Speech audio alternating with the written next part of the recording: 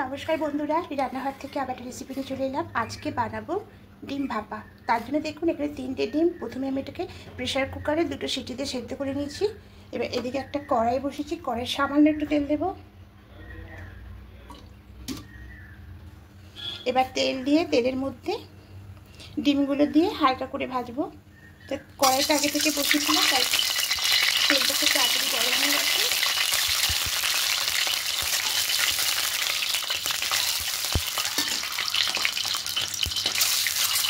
ডিমগুলো বেশি লাল করবো না, শুধু হালকা করে একটু ভেজে নেবো। এখানে কোনো নুন হলুদ দেবো না।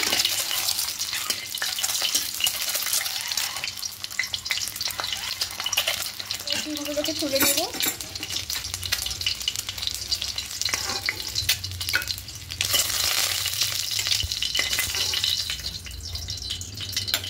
পেস্ট করে নেব। তাই এখানে মিক্সির মধ্যে নেব কালো সরষে নেব 2 চামচ, আর পোস্ত নেব, পোস্ত 2 চামচ নেব। দিয়ে এটাকে প্রথমে শুকনো একটু পেস্ট করে নেব। পেস্টটা করে নিয়েছি। এবার এখানে কয়েকটা কাঁচা লঙ্কা দেব আর সামান্য একটু জল দেব।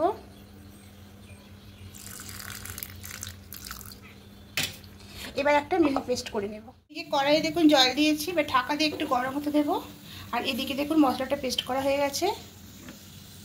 এবার এখানে নিয়ে নেব টিফিন বক্সের মধ্যে।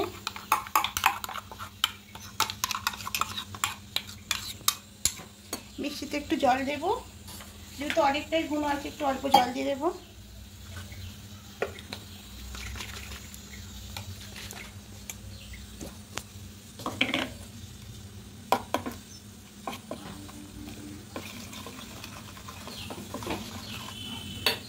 এবার এর মধ্যে লবণ দেব,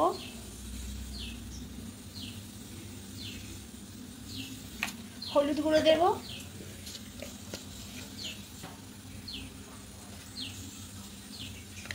দিয়ে খুব ভালো করে মিশিয়ে নেব।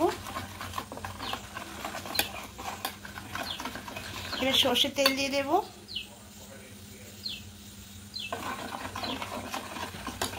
তেলটা একটু বেশি করে দিতে হবে। এবার ডিমগুলো এখানে দিয়ে দেব।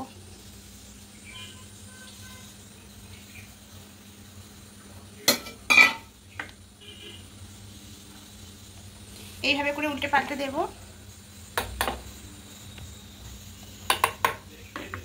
আর 4টে কাঁচা লঙ্কা দিয়ে দেব।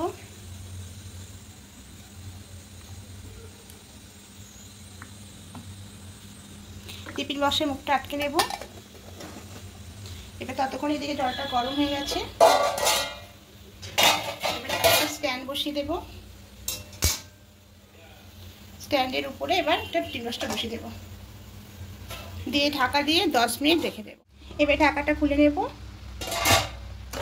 গ্যাসটা অফ করে দেব।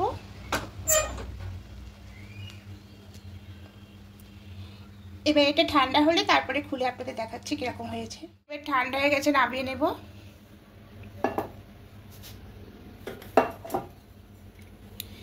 দেখুন কত সুন্দর হয়ে গেছে।